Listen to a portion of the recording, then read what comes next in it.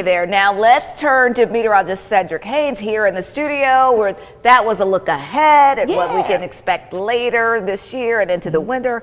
But what about right now, Cedric? It's the weekend, of course.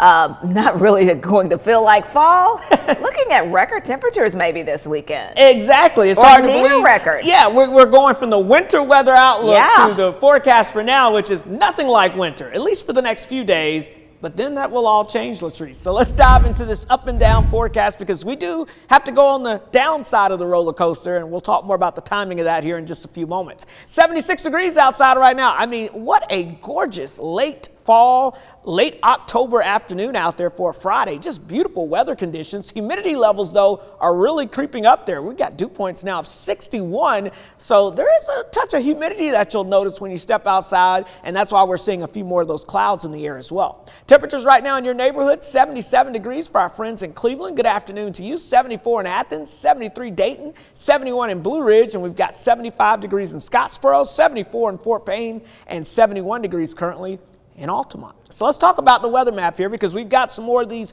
clouds trying to build into the area.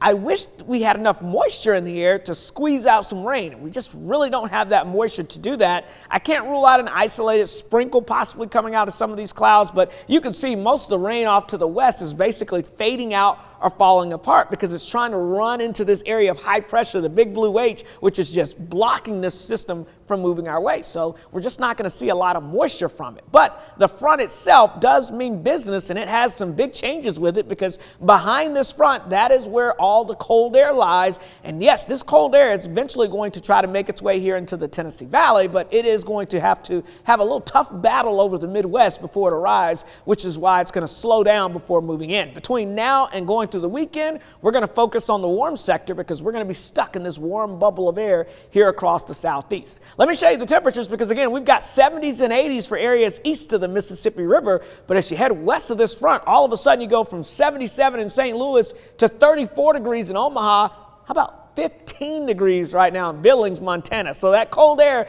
is on the move, and you're going to track that for you. You'll be able to see that warm sector. That's where we're going to stay. Again, as we go into your Saturday afternoon, even into your Sunday, this front kind of gets stalled out to our north and west, but that cold air just lurks right to our north and west. And eventually, as we go into your Monday, that is going to be the day of change. Monday will be when that front starts to move in. You can literally see the line there from the orange going straight to the greens and blues and the cold air, and then eventually that cold air wins out just in time for Halloween and beyond. So Tuesday into Wednesday, we allow that cold air to surge into the area. Between now and then, though, what a beautiful weekend. Very warm, lots of sunshine. Look at these temperatures. 84 Saturday, 83 on Sunday. And yes, we're still going to be on record watch as we go throughout the weekend. Hard to believe we're talking about an Arctic blast, but we're also talking about the potential of record high temperatures, and that forecast of 84 on Saturday would tie or potentially break the record high of 84. So we'll watch that closely. I think 83 on Sunday. We'll see if we get close enough to maybe even approach that record there on Sunday as well.